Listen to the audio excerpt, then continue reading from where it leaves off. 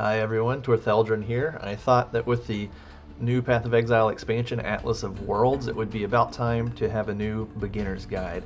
The reason I say that is I've seen more and more new players coming to Path of Exile in the past couple of weeks saying they've never touched the game before and they're starting for the first time. And so I thought a perfect opportunity to showcase some of what Path of Exile has to offer, describe some of the content that's in the game so that when you encounter it, you'll know what it is and know what to do, and finally explain some of the more significant mechanics behind the game that might not be obvious to a beginner. I know there are some other guides out there, there's actually quite a few of them, but I've yet to come across one that does quite what I'm going to attempt to do for you in this video. So let's jump right in and get started. The first thing I want to talk to you about is currency, and the reason I want to talk to you about currency first has to do with an experience I had when I was playing back in open beta, and that's that when I leveled my first character I had extraordinary luck and found 4 divine orbs before level 60, and I thought, well, they must be very common, and since they're very common I ended up using them all on leveling gear and completely screwing myself over currency wise because they're actually quite valuable. And so to start, I've created a list here of currency items in order of their exchange value, basically their relative worth to each other, with the most valuable at the top and the least valuable at the bottom, just so you have a sense of value that we're talking about with each of these items. So first piece of advice, I would not use any of these 3 items in particular to craft any of your gear until you're already fabulously wealthy in the game. And the reason is each of these 3 are highly valuable on their own, and they can buy you much better gear than you will be able to craft with a single use of any of them. The top is a Mirror of Calandra. I've yet to see one drop in my over 2,000 hours of playtime. You will probably never see one either. The second is an Exalted Orb. Just to give you a sense of its value in Prophecy League, an Exalted Orb was worth about 80 Chaos Orbs. And the third is a Divine Orb, which is what I found so many of my first playthrough and totally just threw away by crafting with them. So take my advice on that and exchange those for money rather than using them to craft your gear. Most items that you will find for sale are priced in one of these 3 currency items. So these are the 3 that you really need to pay attention to when you are buying and selling gear. Also note that several of these currency items can be exchanged into one another at the vendor. For example, 4 orbs of transmutation can be turned into an orb of augmentation. 4 orbs of augmentation can be turned into an orb of alteration. 2 orbs of alteration can be turned into an orb of or a jeweler's orb. And 4 jeweler's orbs can be turned into an orb of fusing. Masters will offer better deals on some of these items once you get them to level 6, but in any case, this is a very important chain of vendor recipes right here of upgrading your currency. Finally, a chart that I've definitely not seen in any other guide, and probably for good reason. I'm probably shooting myself in the foot by even expressing my opinions on something about this. I decided to create the same list of currency items, but in order of use value rather than exchange value. In other words, how much benefit do you get out of actually crafting with each of these items, right? And this is much more subjective. I think there's very strong arguments against the way that I've ordered these at all points, but in any case, this is what I came up with, and it's meant to be a general guide to how much to value these currency items if you are, for example, playing solo self-found, right? And you have no interest in trading in the game at all. An Orb of Fusing, in my opinion, is the most valuable in terms of use value because ultimately you must use them to get 5 and 6 link items, which you will very much want in endgame.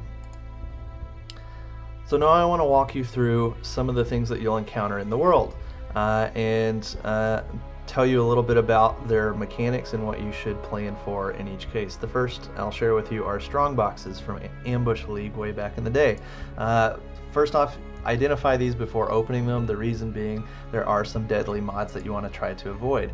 Different types of strong boxes will drop different types of items, learn what those different types are. You can re-roll strongbox mods with currency. This is something that so many people don't figure out until they've already played 100 hours, but you can re-roll these mods with currency, and often it's very much to your advantage to do so. Plus items is a very desirable mod for many boxes because you get more stuff, and there are a few mods to try to avoid. Beware of Ice Nova, beware of Detonate Corpses, and beware of any box that will freeze you when it opens. All three of these very commonly kill people. Next, let's talk about Tormented Spirits from Torment League. Tormented Spirits will run away from you when they see you, basically. They will drop decent loot when they're killed. However, you can get them to possess rare and unique monsters by basically corralling them close to a rare or a unique monster. That will in turn turn that monster into a stronger version of itself, and killing a possessed monster like that will drop significantly more loot. So generally speaking, if you're going for loot, you want these tormented spirits to possess something if that's feasible at the moment. But generally it's not something to fret over too much. Just kill it and move on. Rogue Exiles. Rogue Exiles are one of the most popular things to encounter. You will see them frequently as well. Basically, Rogue Exiles are NPC versions of us, the player, that will show off microtransactions, all the cosmetic effects that GGG sells to us. They drop good loot. They're a great source of rare jewelry. That's the biggest benefit in my mind of encountering a Rogue Exile is the chance of getting rare jewelry from them, amulets and rings, and to a lesser extent belts, because of some vendor recipes that I'll talk about a little bit later. There are a few exiles that you should watch for because they can harm you. The two that I'll tell you about are Magnus and Xandro. Magnus will do a flame blast that does a very high amount of damage. You want to avoid that flame blast at all costs and kill him as quickly as possible. Xandro is deadly because he doesn't miss. He will hit with every attack, and so that can be very devastating, especially for evasion builds. So Xandro and Magnus are the two that you want to watch out for. Next, let's talk about Beyond. Beyond is a very fun mod that you will encounter a lot in maps. It's a frequent mod that's rolled on maps. You can come across it in other ways, but that's the most common way.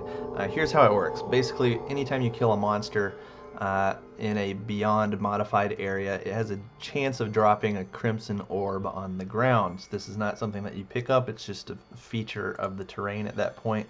Crimson orbs clustered together will eventually spawn Beyond monsters from a portal, which will stay open until you kill those monsters. If you kill enough monsters close enough together to create enough clustered portals, that will spawn a boss.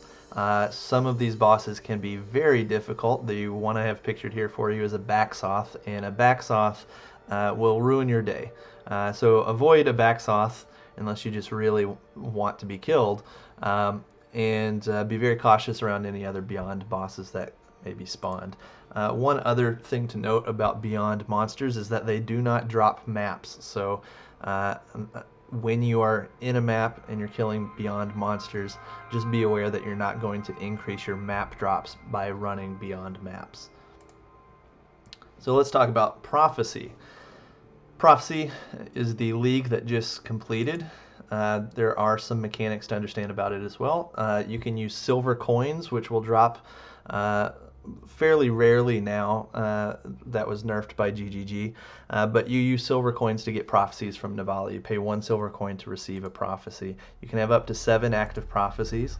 You can seal prophecies with coins, which will turn them into an item that you can trade. This is valuable when you get a prophecy that you don't want, or when you get a particularly valuable prophecy, like Jeweler's Touch, which will guarantee a 5-link item that you might want to sell, right? You may want to sell that prophecy because it's valuable. Many prophecies will also have unexpected prizes for completing them, but at the same time others have absolutely no award for completing them at all, other than clearing the spot off of your prophecy sheet. you should check the wiki. There's too many prophecies to run through to tell you which ones are worth running and which ones are not. Shrine mechanics. Shrines are pretty straightforward. There's not much to tell you about here. They give nearby monsters buffs until you touch the shrine, and then you get the buff. Alright, we're done talking about shrines. Parandus mechanics. Parandus was a very fun league. It works like this. You will encounter Parandus chests in the wild. They will be guarded by glowing gold enemies. Chests open when enough enemies have been slain, which will cause them to drop loot and Parandus coins. Sometimes you will encounter Kaidiro Parandus, and Kaidiro will take your Parandus coins in exchange for items. He offers items for sale for Parandus coins and can offer some very good deals. He can also sell some very rare items. He can even sell you exalted orbs. And of course, the one of the most sought after uniques in the game, the Headhunter belt, can also be sold by Kaidiro. Let's talk about bloodlines. Bloodlines basically is this. Some blue packs have special rare mods that can be dangerous. Blue packs are those magic monsters that you will encounter very frequently in the game. Some of them will have a special mod. That mod is their bloodline mod. These packs will have a purple outline around them, even though they're a blue pack. There are 3 mods that you ought to be aware of. I won't go through all the mods that are bloodline mods, but there are 3 that you should be aware of and know what they are when you encounter them. The first is Necrovigil. Necrovigil is what you see in the top left right now. Enemies, when they're slain, will leave a vigil of invulnerability behind them, and other monsters within that small circle cannot be killed. So you cannot kill another monster within the radius of a Necrovigil. So what this requires you to do is to basically pull monsters out of these vigils and kill them elsewhere. All the vigils will disappear once the entire pack has been killed. The second is Heralds of the Obelisk. Basically, anytime a monster with this bloodline mod dies, it will drop a obelisk that generally does a significant amount of damage. You want to stay out of the firing range of those obelisks, but once you kill the entire pack, it makes the obelisk die. Finally, we have bearers, and there are 3 varieties. There's frost bearers, flame bearers, and storm bearers. And when these monsters die, they explode shortly after death, dealing very high damage. You'll see an icon on the ground that looks like a large circle with something that's about to explode in the middle. Stay away from them. They're especially deadly in large packs because suddenly you have, say, 10 monsters explode on you all at once and you're dead. So avoid those 3 mods, or beware of those 3 mods in particular. Now let's move away from the league mods and start talking about some of the mechanics of the game. One thing that's incredibly central to the Path of Exile experience is having linked items. The gold standard is you want a 6-link item eventually, but those are hard to attain, so that's more of an in-game goal for you. This is a link right here, this little connection between 2 gem sockets. Active skill gems, so whichever skill you're using to attack with or to move with or whatever you're using it for, are only supported by support gems that are connected to them by a link and that share the same tag. So in other words, if you are playing, say, a lightning arrow build, the only support gems that will support that lightning arrow, that will modify that lightning arrow, are those that are directly linked. So if you have lightning arrow socketed in your bow, support gems that are socketed in other items will not help. I know that for many of you, you've already figured that out, and that seems very fundamental, but at the same time, I've had many beginners over the years not realize that. And so they thought that just socketing a support gem anywhere would modify their attacks. It doesn't. It has to be linked to the specific attack or spell that you're using. Secondly, they have to share those same tags. and we'll talk about that as well. These are, for example, lightning arrows tags. Can be supported by any support gem that shares at least one of them. So lightning arrow is tagged with attack, with AoE, with lightning, and with bow.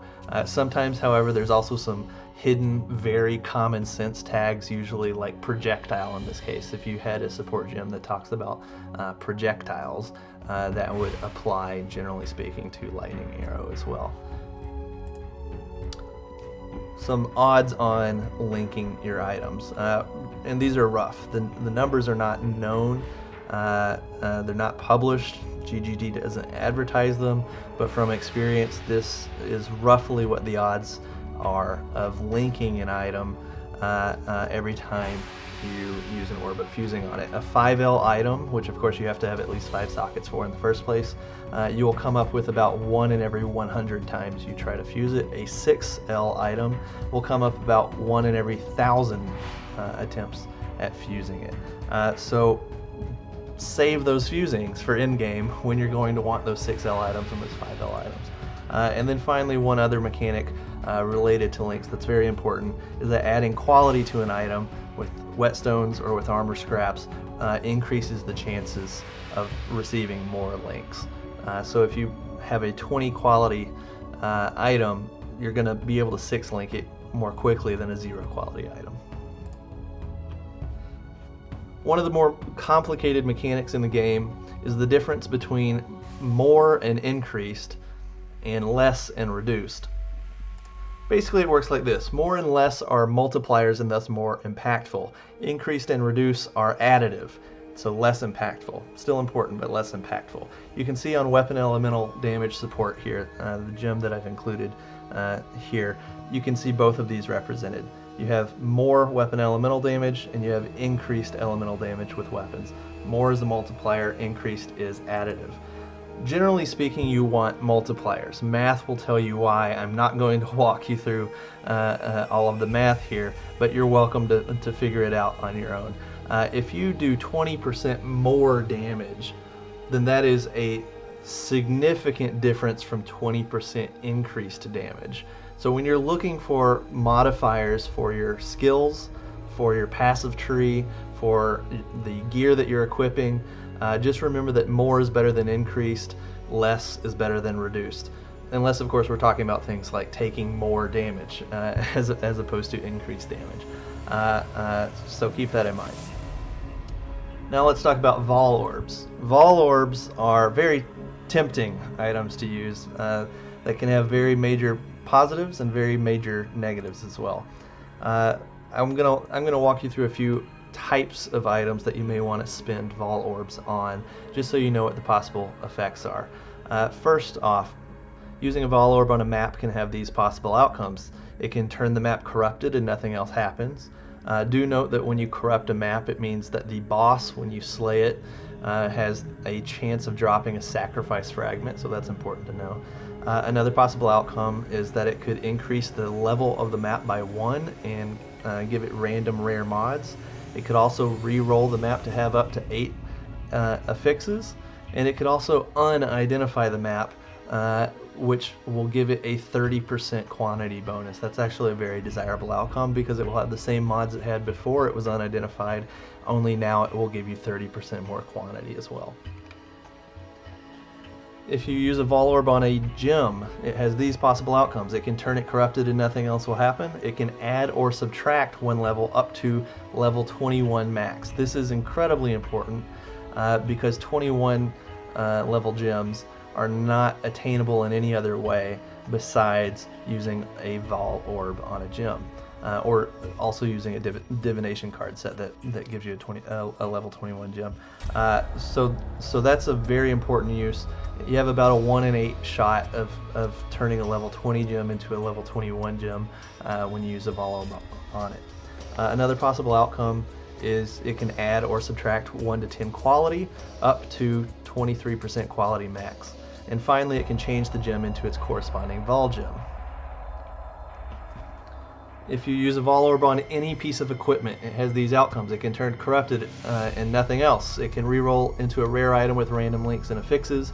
It can turn one or more sockets into white sockets, into which you can socket any color of gem. And then it can also, most importantly, change the implicit into a special Vol implicit. Note that it is very possible to turn a unique item into some randomly rolled rare garbage. That's the worst possible outcome, generally speaking. And the best possible outcome, generally speaking, is to change the implicit into a special Vol implicit. Finally, you can also use Vol Orbs on strong boxes, and you might wonder what the outcome of that would be. Basically, there's one guaranteed outcome of using a Vol Orb on a strong box. It can corrupt some or all of the identified items inside. Only identified. Unidentified items cannot have currency used on them, and so a Vol Orb on a strong box will not affect any unidentified items. But it will affect any white items, it will affect any gems, it will affect any maps, and that, of course, can turn them rare. It basically follows the same rules as if you were to use a Vol Orb on each of these items individually. The second thing that it can do, but won't always do, is reroll the mods of the box. So let's talk movement skills for a minute. I also thought it was important not just to tell you about movement skills, but to show you what they look like so that you can make an informed decision about what movement skill you want to use for your build. And there are some limiting factors in how each of these work, but let's take a look at what each of these 5 movement skills I'm going to show you look like in game. This is Leap Slam, a melee movement skill ability. My Leap Slam has an attack time of 0.43 seconds. Here's what it looks like. Very nice. If I take out my faster attack support, that does hurt it just a little bit. It takes us to an attack time of 0.53 seconds. A little bit slower. This is Whirling Blades, another of the melee movement skill options. Very quick. Usually the preferred for any build that can use it. You have to use a bladed weapon with it. Attack speed on a half-built character, because this is an old character from Standard. It says 0.84 seconds, but it's so much faster. If I take out faster attacks, it's still pretty fast, but not as fast. Alright, so this is Blink Arrow. Pretty quick. Okay, so you can see the attack time on the tooltip here is 0.28 seconds. If I pull out my faster attack support gem, you can see that changes to 0.34 seconds. Can you tell the difference? Probably not. This is Lightning Warp, one of 2 caster movement skills. It's fairly nice, fairly quick. You can see that my Lightning Warp here has a cast time of 0.61 seconds. However, if I take out less duration and I take out faster casting as supports, it gets considerably slower and more painful at 0.79 seconds on the tooltip, but basically it feels a little clunkier. And finally, this is Flame Dash, another one of the caster abilities for movement. This is what it looks like. This is my least favorite of all the movement skills. I know there are some people out there that prefer it. However, I just think it's a little underwhelming compared to the other options that are out there, like Lightning Warp for casters, or Whirling Blades if you have a bladed weapon, and that's certainly something that some casters do have. So those are the 5 major movement skills in action, and just to give you a little bit more information on how each of these work, basically what kind of gear do you need to use particular skills, and whether or not they can leap over obstacles, that information is on this slide for you. Now let's talk about something else very important. That's flasks. In a lot of other ARPGs, flasks are just there to heal you, just there to give you more mana, not too much else.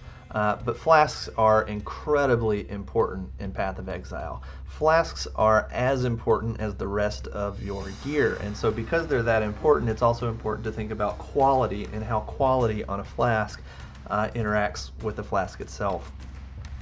So first off, quality on support flasks will increase their duration. I want to call your attention to these 2 flasks that you have in front of you here, these 2 Quicksilver flasks.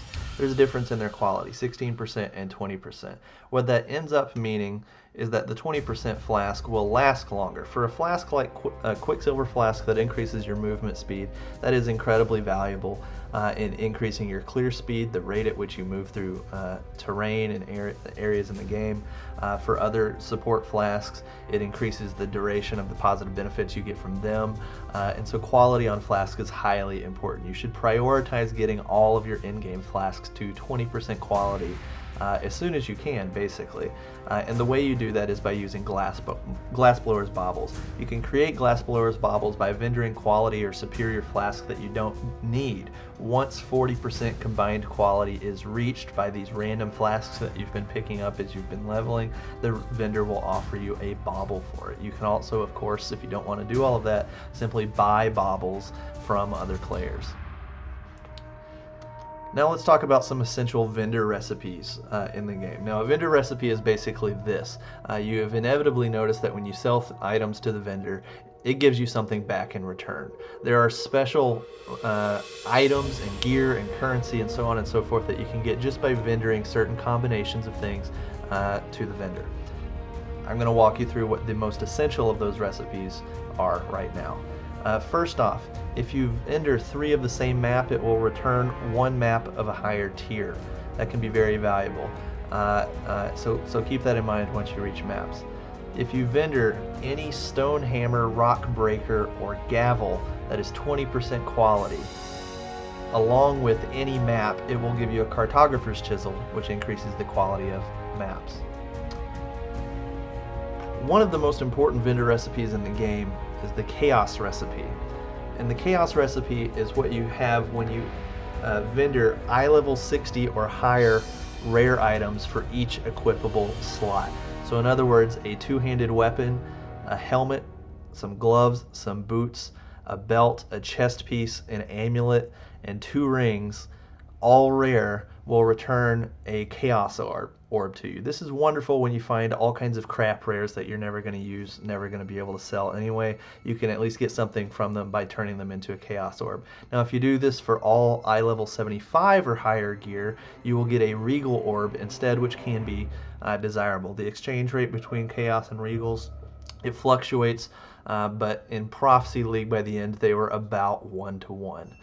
If all of these items are also unidentified, then that will give you 2 chaos orbs or 2 regal orbs instead. Now this of course is a interesting approach because you are sacrificing the chance of identifying the items and possibly finding some godly item that you could sell for an exalt or 2.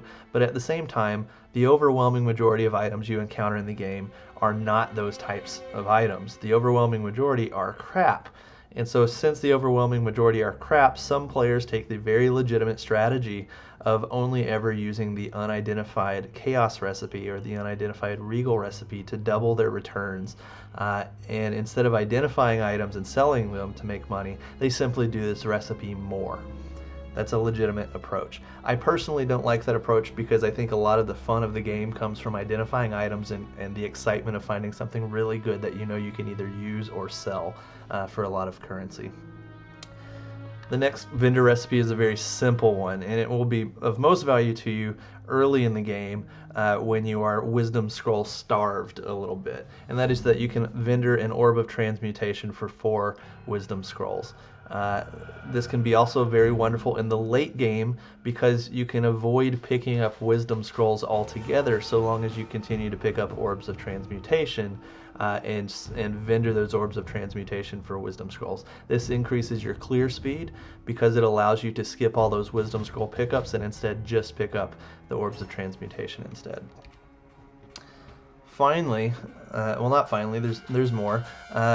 We have any 6S item can be vendored for 7 jeweler's orbs. That's an incredibly valuable recipe, one of my favorites to come across randomly in the game because it's so valuable. You should also know that any RGB linked item, so at least one red socket, at least one blue socket, and at least one green socket, all linked together, will yield a chromatic orb for you. And finally, superior items totaling 40% or more quality will give you in exchange a quality increasing currency of the same type. So if you vendor gems of random qualities that altogether add up to at least 40%, you'll get a gem cutter's prism. If you vendor weapons that have quality that total at least 40%, you'll get a whetstone, and so on and so forth for flasks and for armor equipment. Now I wanted to say a word about the role of uniques in Path of Exile because it's a lot different from a lot of other ARPGs.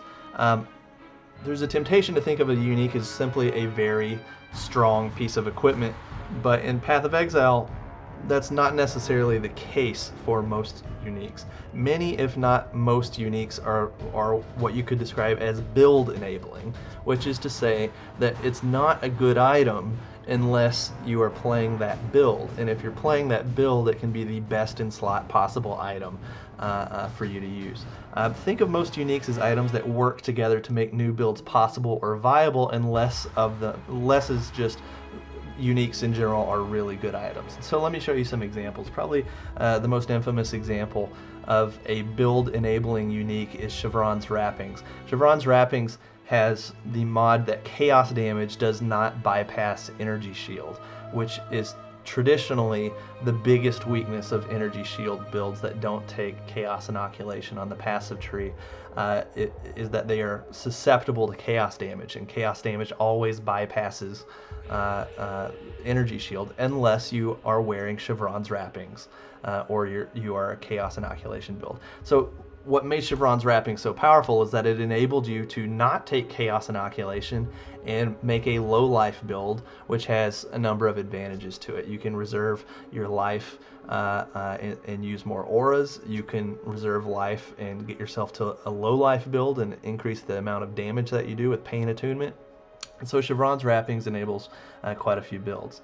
Now Facebreaker is another example. Facebreaker is a little bit different because it has significant utility if you're not even using its signature mod. Its signature mod is its increased unarmed physical damage. It enables builds that don't use a weapon, which is pretty unique in and of itself. Now it still has utility because it also has a very high global critical strike multiplier, but in any case this is a build enabling unique. Cosprey's Will is a more recent example of a build enabling unique.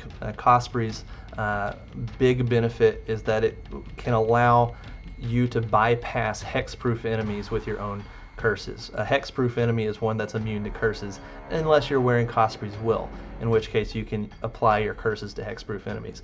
The reason this is build enabling is that there are multi-curse builds that will use 4 or 5 or even 6 curses, and when they encounter curse immune monsters, they're suddenly unable to do anything unless they're wearing Cosprey's Will.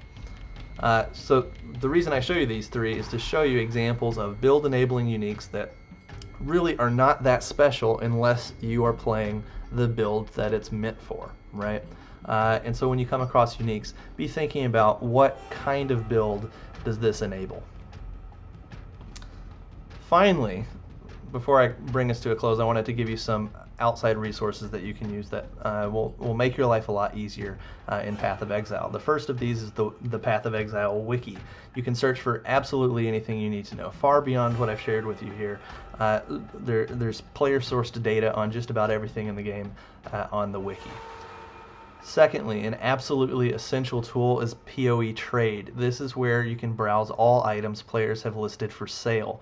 And this is a significantly better way of trading items than using trade chat in game. Trade chat is cancer in game, but PoE.trade gives you the ability to search everything that anyone in the game is trying to sell, and then you can connect up with those people and trade with them.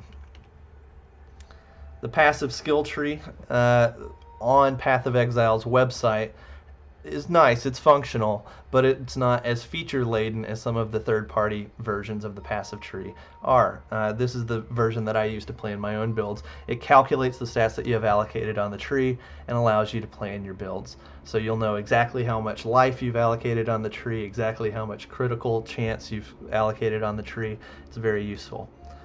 Next we have PoE Affix. You can see every mod that you can roll on each piece of gear and learn what the ranges are for all mod tiers.